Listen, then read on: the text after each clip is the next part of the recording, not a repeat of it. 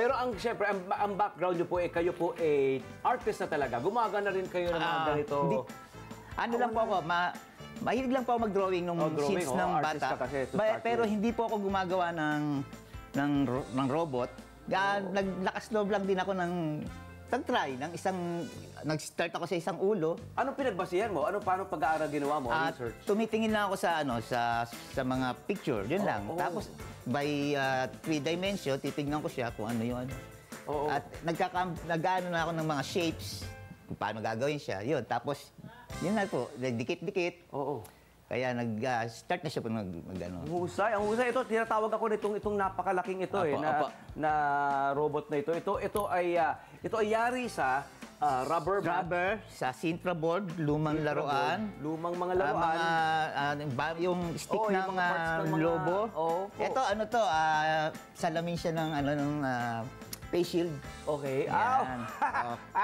Ayan, nagamit ka rin sa ibang paraan. Tapos yung mga lumang laruan, ginagawa ko siyang effects. Lumang laruan ng mga anak natin. Ito, yung mga Sintra board, mga lumang laruan. Ito yung stick ng lobo. Yes po. Tapos akala mo isang napakaganda, pulidong robot ang naging outcome, di ba? Ang naging obra natin dito. Ito rubber mat. Rubber mat, Sintra board, lumang laruan din po siya. Kung makikita nyo yung pinaka-detail niya rito sa dibdib, mga lumang laruan. Tapos ito yung transparent na stick, siya yung stick na yung sa mga binicial blind. Ito, yes, yung iniikot, para yan po yan. Yung blind. Tapos nilagyan ko siya ng tela na luma. For lahat po yan, more on hindi naman siya ganun kalaking ginagastos. Ang dami mga batang nanonood ngayon, Ako natutuwa. Ito syempre, kilala naman natin ito. We need not mention kung sino siya. Pero kilala na ho yan. Alam na naman natin. Pakita natin ito. Tingnan nyo ko lang lahat. Sa mga batang 90s and 80s, kilala po lahat yan. Ayan, alam mo yan Opo. Hi! Ito nga pinapakita natin yung mga gawa po ng isang tao na napulot lamang itong idea nitong pandemya lamang. Yes po, pandemic baby kung tawagin po. At bukod dito, mayroon ka ba bang ibang mga obra na ginagawa? Aside from robots, more on robot lang po talaga yung ginagawa ko. Kasi yun lang yung napapanood ko noong bata ako na wala akong naging ganung toys. Kaya ginagawa ko rin siya. For parang gusto ko lang ma-relieve yung inner child ko.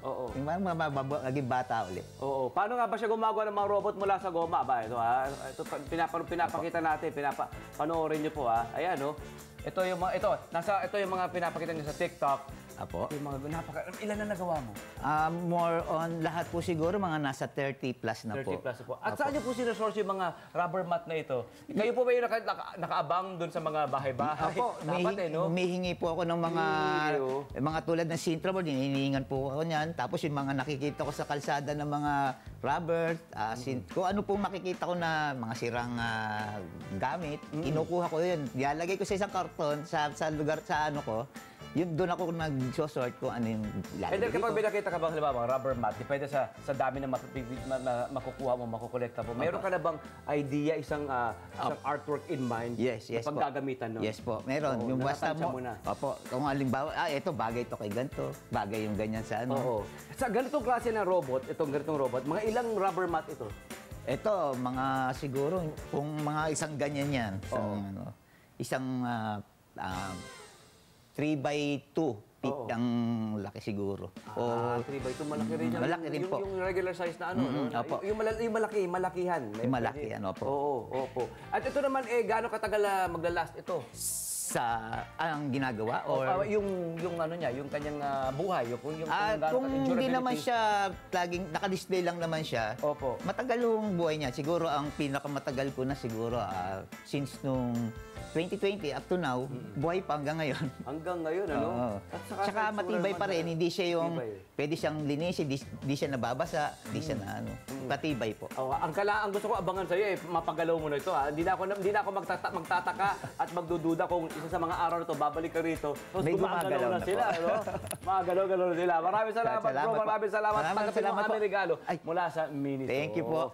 Maraming salamat. Thank you Thank very you po. much. Thank you Thank you very po. much. Thank you po. Kaya balik-balik lamang. Ayan ha, mga kababayan ha, ang dami nating napupulot na inspirasyon, di ba? Iba talaga ang may alam at iba talaga kapag may abilidad. Hello po mga Kanet 25! Si Kuya Tony Pet po ito mula sa Love, Tony Pet and Everything. For more Love, Tony Pet and Everything updates, just click on our subscribe button and follow us on our Net25 social media pages at Net25 TV and at Net25 Entertainment Facebook. Magkita-kita po tayo!